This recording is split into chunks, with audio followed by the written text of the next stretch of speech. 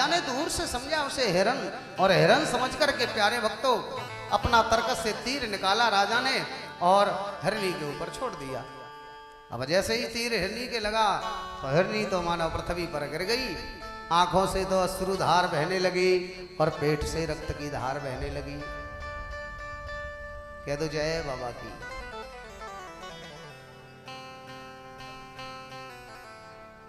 हिरनी धरती पर गिर गई, आंखों से अश्रुधार, पेट से रक्त की धार बहने लगी।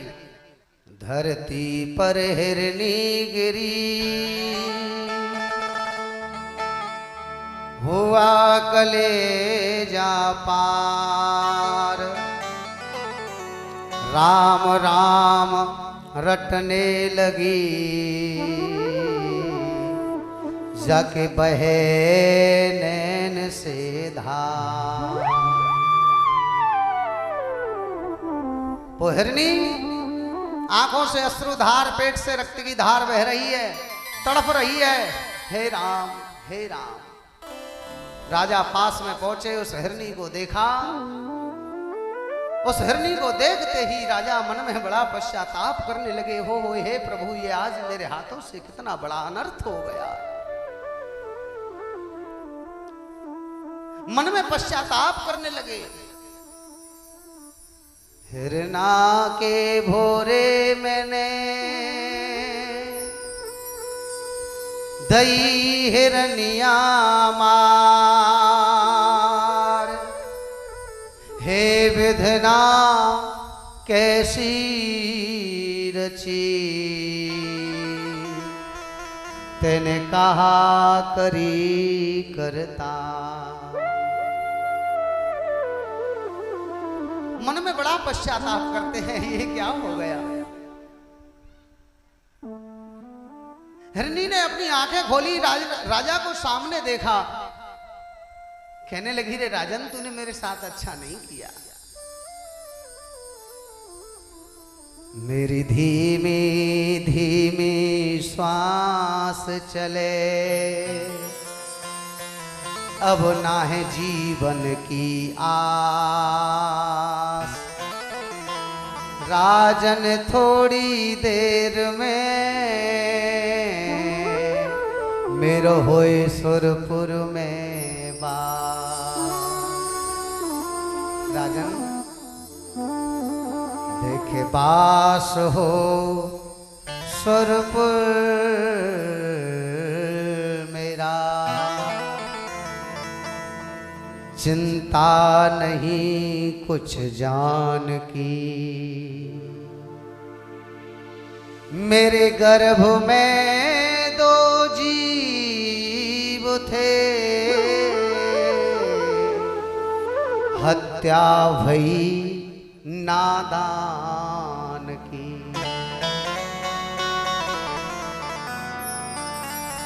मैंने दुख सुख भोगे बहुत, परन मुख देखन मिले। विध्वंस अंसन को भयो, अब तंस मेरे संग चले। परंतु राजन सुनो, मुझे मरने का कोई गम नहीं। मुझे अपने मरने का कोई दुख नहीं है, क्योंकि ये नासवान संसार आया है वही जाएगा। यही जगत व्यवहार। राजन, आज मैं मर रही हूं, मेरा प्राणांत हो रहा है। मैं मृत्यु को प्राप्त होने वाली हूं, तो आप ये कहोगे कि मुझे दुख होगा। नहीं नहीं, मुझे जरा भी दुख नहीं है। दुख तो राजन इसलिए नहीं है कि मृत्यु सत्य है। मृत्यु सत्य है, दुख तो वो मानते, दुख तो वो करते हैं जो मृत्यु से भय खाते हैं। लेकिन मृत्यु तो सत्य है, एक ना एक दिन आनी है। हमें मरना तो है ही, आज नहीं तो कल, कल नहीं तो परसों मरना है नहीं। क्यों? क्योंकि राजन इस संसार में जो आया है उसे जाना है, जिसने जन्म लिया है उसकी मृत्यु निश्चित है, जो पैदा हुआ है उसे एक दिन नापैद होना है। तो फिर मैं दुख क्यों करूं जब सबको मरना है? जो पैदा हुआ है उसे नापैद होना है, जिसने जन्म लिया उसकी मृत्यु है, तो मैं दुख क्यों करूं? इसलिए मुझे मरने का दुख नहीं है। लेकिन एक दुख है। वो दुख क्या है सुनो। बताया हिरनी ने, राजन मेरे गर्भ में 2 बच्चे थे, मैंने इस पृथ्वी पर आकर के सब कुछ देखा, लेकिन इन दोनों बच्चों ने कुछ भी नहीं देखा। राजन ये तो नरक में आए और नरक में ही चले गए। क्योंकि कहा भी है, गर्भ मासो दुखो न भूते न भविष्यति। गर्भ मासो दुखो, हाँ नरक भी बताया। इसलिए राजन मुझे अपने मरने का दुख नहीं है, दुख इस बात का है कि इन बच्चों ने कुछ नहीं देखा। और देखो सुनो, वैसे भी एक माँ की आस होती है, और मेरी आशा थी कि मैं अपने बच्चों को जन्म दूंगी, इनको देख कर सिहाऊंगी, लेकिन आज तूने मेरी आशा को निराशा में बदल दिया। राजन आज जिस प्रकार मैंने अपनी संतान का मुख नहीं देखा, उसी प्रकार आज मैं तुझे श्राप देती हूं। मैंने अपनी संतान का मुख इस जन्म में नहीं देखा, लेकिन जा मैं तुझे श्राप देती हूं कि तू अपनी संतान का मुख 7 जन्म तक नहीं देखेगा। प्यार से कह दो जय बाबा की। तू राजा होएगो बारंबार, तेरे करमन में नहीं राजकुमार। रानी होए किस्मत की हेटी, वाके भाग्य में लिखी न बेटी। एक बेटा की तो क्या राजन, तुम्हारे एक बेटी भी नहीं होगी जिसका कि कन्यादान लेकर के तुम मोक्ष को प्राप्त हो जाओ, ऐसा भी नहीं होगा। ये श्राप दिया, और श्राप दे करके हिरनी अपने प्राणों को त्याग देती है। राजा मन में बड़ा पश्चाताप करते हैं, हे प्रभु यह क्या हो गया। उस हिरनी का दाह संस्कार किया राजा ने, मन व्याकुल है, आंखों में अश्रु की धार। दाह संस्कार किया हिरनी का, महलों के लिए चल दिए। मन व्याकुल तन निर्मला, महल गए चौहान। राज सुख भोगन लगे, भूले पिछला ध्यान। बताया, बोले राजा महलों में गए, किसी से कुछ नहीं कहा। कुछ दिन तो हिरनी की बात बार बार सामने आ जाती है, हिरनी मुझे श्राप दे रही है। जब राजकाज में लीन हो गए, माया में लीन हो गए, तो धीरे धीरे धीरे धीरे राजा उस हिरनी की बात को भूल गए। और जब माया में लीन व्यक्ति हो जाता है, माया कुछ ज्यादा आ जाती है, तो पिछला वृतांत भूल जाता है, क्या हुआ था पीछे। कभी कोई घटना होती है तो याद आता है, अन्यथा नहीं, भूल गए। हाँ, राजा उसी प्रकार भूल जाते हैं, माया में लीन हो गए, राजकाज में लीन हो गए। समय व्यतीत होता गया, कोई संतान नहीं हुई। बहुत से दान धर्म किए, लेकिन फिर भी कुछ नहीं हुआ। एक दिन राजा जयवर सिंह महाराज कचहरियों में बैठे थे, कचहरियों को बंद किया, महलों में गए। रानी वात्सल ने अपने पति को आते हुए देखा, पति का आदर सत्कार किया, भोजन प्रसाद बनाया और जेवर सिंह महाराज के लिए भोजन प्रसादी परोस कर रख दी। राजा भोजन करने के लिए बैठे, भगवान का भोग लगाया। पहलो ग्रास धरणी दयो, दूजो गौ ग्रास, तीजो कुत्ता को पहुंचायो, चौथो राम चढ़ायो, पंचम ग्रास राजा मुख माऊ लायो, सकल पदार्थ भोगन भायो। आंसू टपके नैन से आए कंचन थार, क्यों राजा ये क्या सबब बोली बाछलना। भोजन करने के लिए बैठे तो भगवान का भोग लगाया राजा ने, और भगवान का भोग लगाकर जैसे ही एक टुकड़ा तोड़ा, एक ग्रास तोड़ करके मुख में ले जा रहे हैं, उसी समय संतान की बात याद आ गई। आज हमारे कोई पुत्र होता या पुत्री होती, पास में बिठा लेते, उसको एक टुकड़ा उसके मुख में देते और एक स्वयं पाते। और आपने देखा भी होगा कि गृहस्थ में जब हम रहते हैं, भोजन कर रहे होते हैं और कोई बच्चा पास में आ जाता है तो छोटा सा टुकड़ा उसके मुख में भी दे देते हैं।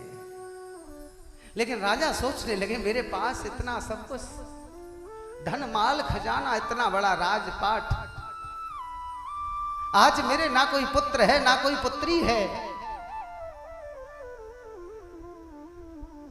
ये किस काम का, सब बेकार है। राजा को संतान की बात याद आ गई। प्यारे भक्तों, जो टुकड़ा मुख में ले जा रहे थे वो वापस थाल में रख दिया और झरझर झरझर अश्रुधार बहने लगी, रोने लगे। जब रोने लगे, रानी वात्सल दौड़कर आई, हाथ जोड़कर खड़ी हो गई। महाराज, ये अश्रुधार क्या बात है, क्या कारण है, बताइए प्रभु। रानी, आप इस बात को मुझसे मत पूछो। नहीं महाराज, बताना तो पड़ेगा। नहीं रानी, इस बात को मत पूछो। रानी वात्सल जिद कर जाती है, महाराज आप मेरे पति, मैं आपकी पत्नी, मैं आपकी अर्धांगिनी हूं, आप मुझे नहीं बताएंगे तो किसे बताएंगे। रानी वात्सल जिद कर जाती हैं तो राजा कहने लगे, रानी तुम सुनना चाहती हो तो सुनो, बात क्या है। अन्न बेहोना सब जग सूना, वस्त्र सूनी काया, ये अन्न बेहोना सब जग सूना, वस्त्र सूनी काया, एक कंठ राग बिन कविता सूनी, बेटा बिन सूनी माया। रानी, ये हमारे पास धन दौलत माल खजाना, इतना बड़ा राजपाट, ये किस काम का, ना हमारे कोई पुत्र है ना कोई पुत्री है। रानी कहते भी हैं, लाख महल कंचन के हों, चाहे धन होए अपार, बिन बेटा सोनी रजधानी, सोना है संसार। भाग्य है मेरा हेटा, भय ना कोई बेटी और बेटा।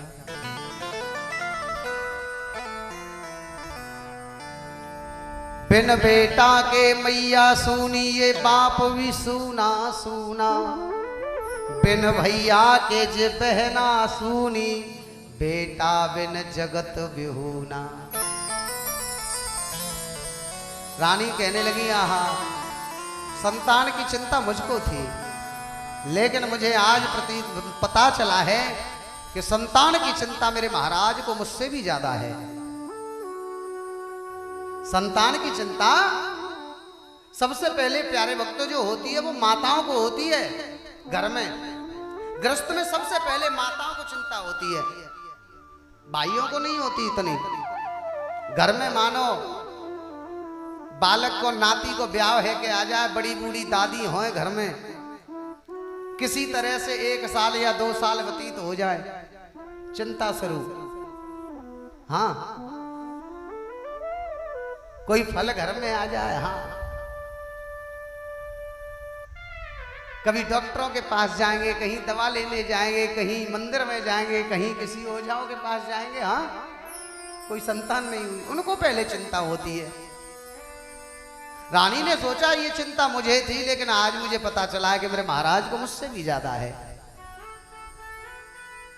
तो रानी कहने लगी, हाथ जोड़ करके मन में विचार किया, देखो यहां पर भाव प्रकट हो रहा है। अब दो भाव बनते हैं, रानी बाछल का भाव और राजा जेवर सिंह महाराज का भाव। रानी बाछल कह रही है, महाराज मन में विचार किया रानी ने, मैया ने, कि मेरे महाराज को चिंता है और चिंता है संतान की, और कहते हैं कि ये जो चिंता होती है ना, ये बड़ी खतरनाक होती है। चिंता बड़ी खतरनाक होती है। हाँ, इससे बड़ा कोई रोग नहीं है शरीर के अंदर। मानो चिंता का रोग जिस शरीर में लग जाए तो जितने भी संसार के रोग हैं, उन सभी रोगों से बड़ी जो रोग है वो सबसे बड़ी है चिंता। चिंता रूपी रोग सबसे बड़ा बताया गया। जैसे मानो गेहूं के अंदर घुन लग जाता है तो धीरे धीरे धीरे धीरे वो गेहूं कैसा हो जाता है। हाँ जी, परीक्षता नहीं कभी कभी तुम कह दो करो, जय बाबा की। गेहूं खोखला हो जाता है, अंदर से खाली बिल्कुल। और ये चिंता रूपी घुन जब शरीर के अंदर लग जाता है तो धीरे धीरे धीरे धीरे यह शरीर भी खोखला हो जाता है। ये रोग ही ऐसा है, ये घुन ही ऐसा है। और मेरे महाराज को चिंता रूपी घुन लग गया। तो देखो गेहूं से घुन हटाने के लिए न जाने कैसे कैसे उपाय करते हैं। धूप में सुखाते भी हैं, उनको छानते भी हैं, हाँ, और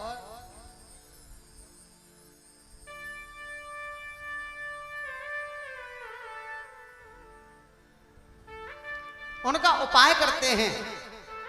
तो रानी बाछल भी उपाय सोचने लगी। मेरे पति को चिंता है और मैं अपने पति की चिंता दूर करके रहूंगी, चाहे उसके लिए मुझे कुछ भी करना पड़े।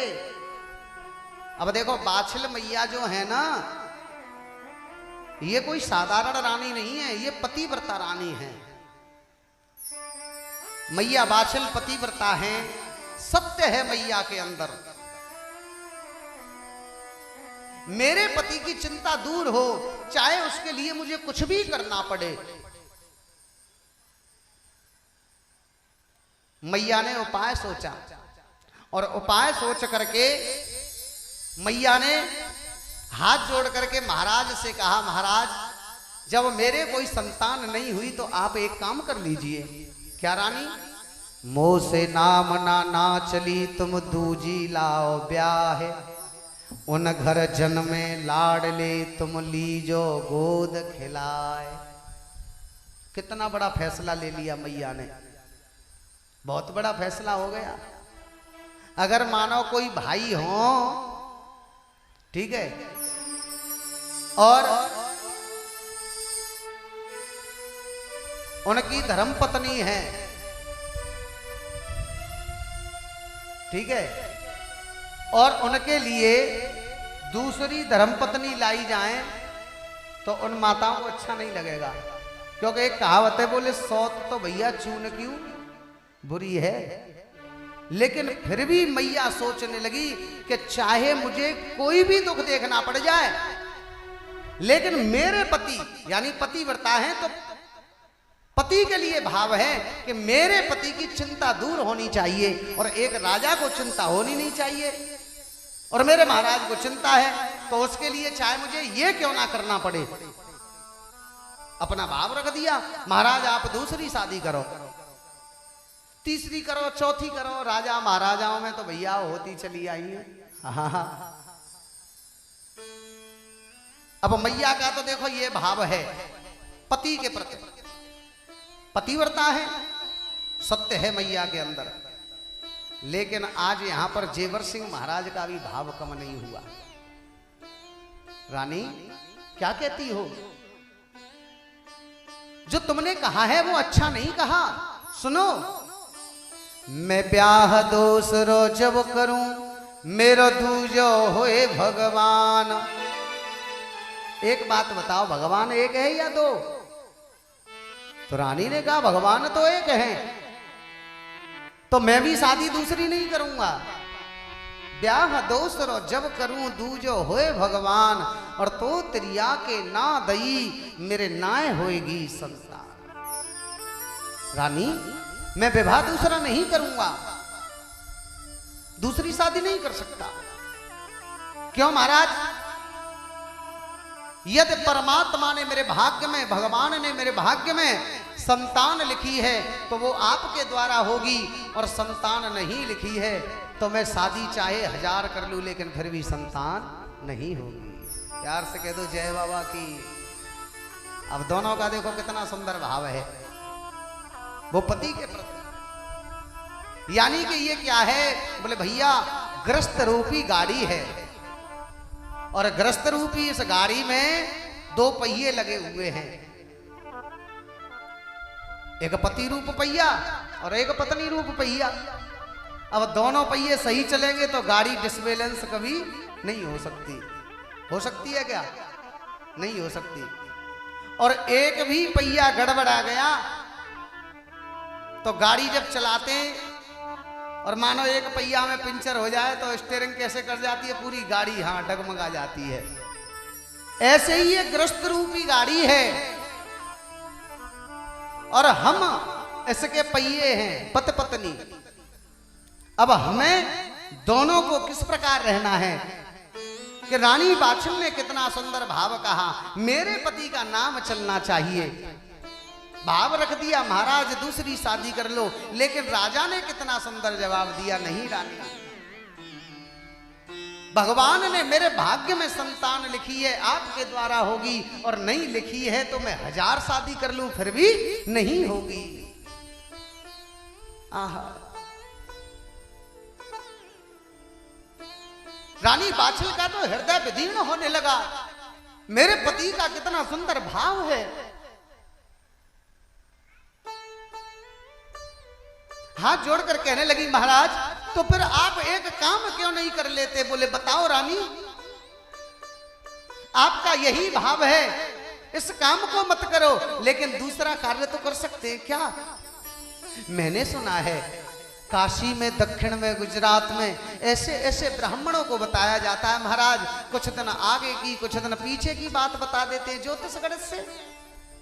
पूछने भी तो जाते हैं, क्यों जी देखिए दिना कैसे चल रहे हैं, हाँ आगे चल के क्या होएगो, पूछे ना है भैया। तो महाराज उन ब्राह्मणों को बुलवाओ और अपने यहां पर कथा कराओ। राजा कहने लगे रानी ये तो भाव बहुत सुंदर बताया आपने, कितना सुंदर भाव है। ठीक है, अब राजा को तो ऑर्डर करने की देर थी भैया, नौकरों को बुलाया और तुरंत पत्रिका पकड़ा दी, बोले जाओ दूर दूर से ब्राह्मणों को बुलाओ। और महाराज मुहूर्त छटवाया और राजा ने एक विशाल पुत्रेष्ठा यज्ञ किया। बोले इस यज्ञ में दूर दूर से ब्राह्मण आएंगे, जैसे कि महाराज दशरथ ने पुत्रेष्ठा यज्ञ किया ऐसे ही जेवर सिंह महाराज ने पुत्रेष्ठा यज्ञ किया। ब्राह्मण ले बुलवाए भूप ने कथा करी भारी, ब्राह्मण बाँचे वेद सुने नंगर के नर नारी। गलीचा झार बिछाए हैं ब्राह्मण ले बैठार, भूप ने वचन सुनाए हैं। खोल के पोथी तुम देखो कहा लिखो, तकदीर सुनाओ मेरे करमन को लेखो। और बीच में ही प्रश्न कर दिया ब्राह्मणों से, बोले सुनो विप्रदेव मेरा एक प्रश्न है, इस प्रश्न का उत्तर तुम्हें ढूंढना है, यह प्रश्न हल करना है। क्या प्रश्न है राजन? नार मेरी किस्मत की हेटी, अब तीजो पन गयो आए, भय नाय क्यों बेटा बेटी। मेरे कोई संतान नहीं है, कोई पुत्र पुत्री नहीं है। महाराज मुझे यह बताओ मेरे कोई संतान होगी या नहीं होगी, और संतान होगी तो कब तक होगी? हाँ, होगी तो बताओ और ना होगी तो बताओ, मुझे सत्य बता दो बिल्कुल। देख रहे ब्राह्मण पोथी फेर, बाँचत बाँचत वेद लगाए दे पुस्तक के ढेर। ढूंढने लगे राजा की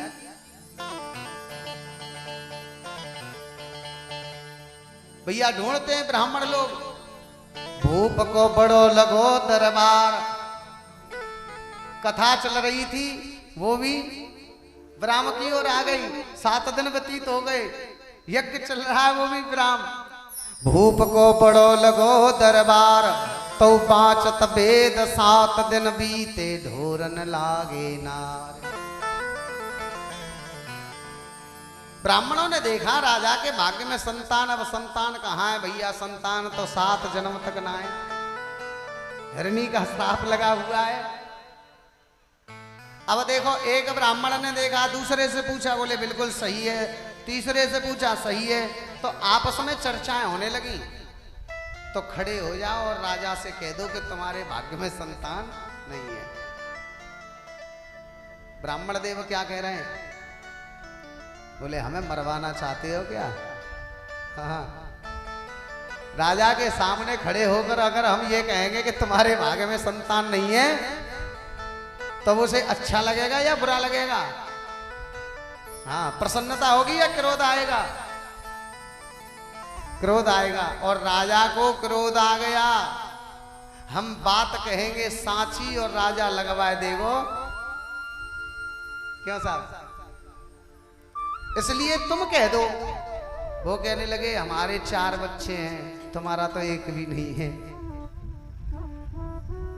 अब उसमें देखो बुजुर्ग भी थे, हाँ युवा भी थे, तो कुछ कहने लगे। बोले ऐसो करो, ताऊ जी बैठे हैं बुजुर्ग, इनसे कह दो तो ये कह देंगे।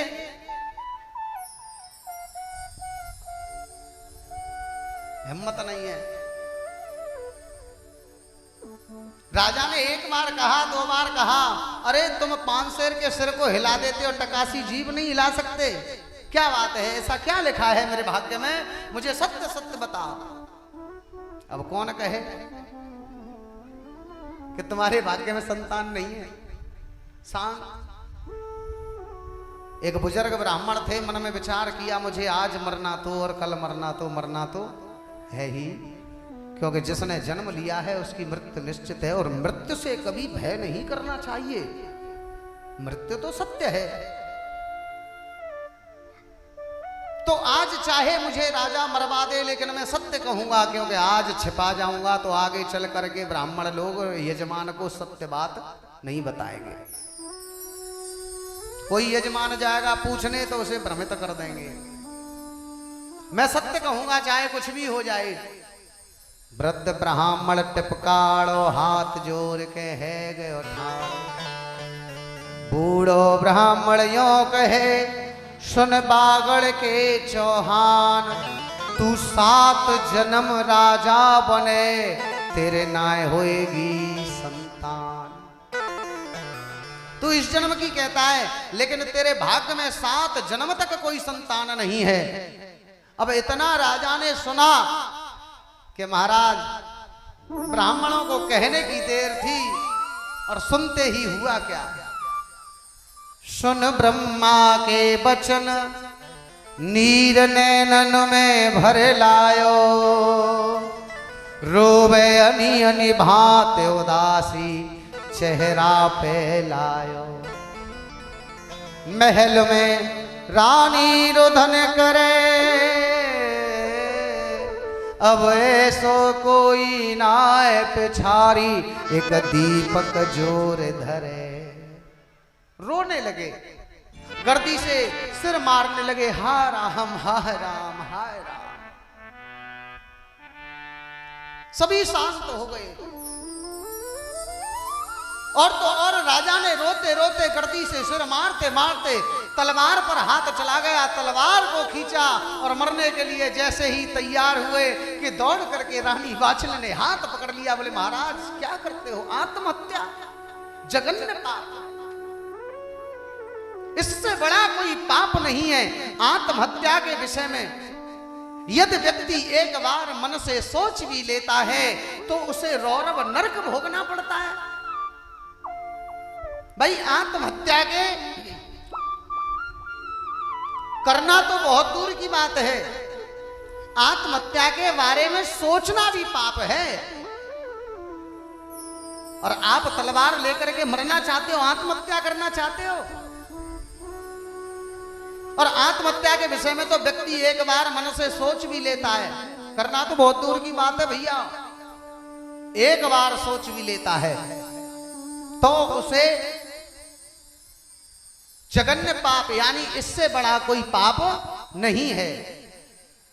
बैठ जाओ भैया प्रेम से, आराम से कह दो जय बाबा की। कथा में ध्यान देते रहो।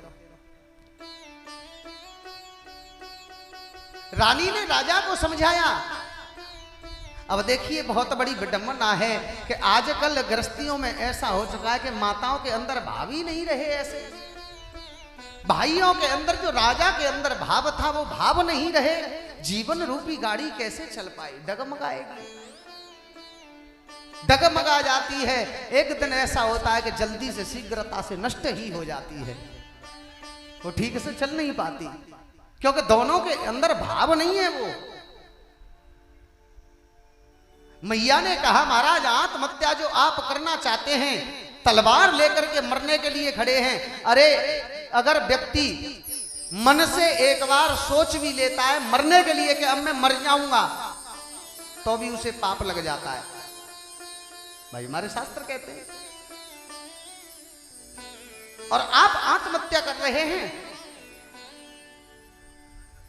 जो आत्महत्या के बारे में सोच लेता है उसे रौरव नरक भोगना पड़ता है। महाराज 28 नरक हैं, रौरव, बैतरणी, तामिस्त्र, अर्धतामस्त्र, अंधकूप, छौंक, ये इस प्रकार 28 नरक हैं। रौरव नरक सबसे कठिन है, भोगना पड़ता है। लेकिन प्यारे भक्तों आज तो जरा जरा सी बातों पर मेरे भाई बहन अपने जीवन को बर्बाद कर देते हैं। घर में जरा कलह हो जाए, हमारी माताओं ने तो बस विचार करना ही बंद कर दिया। युवा भाइयों ने, बहनों ने विचार करना बंद कर दिया। बस क्या है, बोले मर जाओ।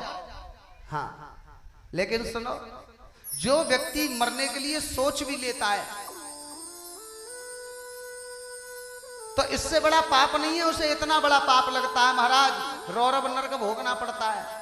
और ऐसे व्यक्ति के लिए न यरलोक जगह और न परलोक जगह और नहीं मिलती।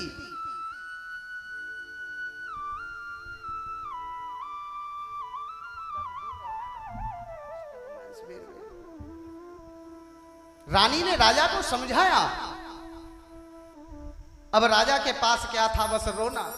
गर्दी से सिर मार रहे हैं, रो रहे हैं, रोए जा रहे हैं। प्यारे भक्तों जब किसी भक्त पर भीड़ पड़ती है तो भगवान अवश्य धीर बंधाते हैं। रानी वात्सल पतिव्रता थी, राजा जेवर सिंह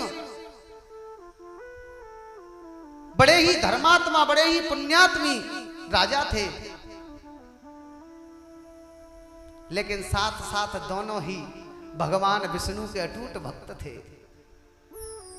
और भगवान के किसी भक्त पर भीड़ पड़ती है तो भगवान उसे जरूर धीर बंधाते हैं। जब जब भक्तों पर पड़ी इस दुनिया में भीड़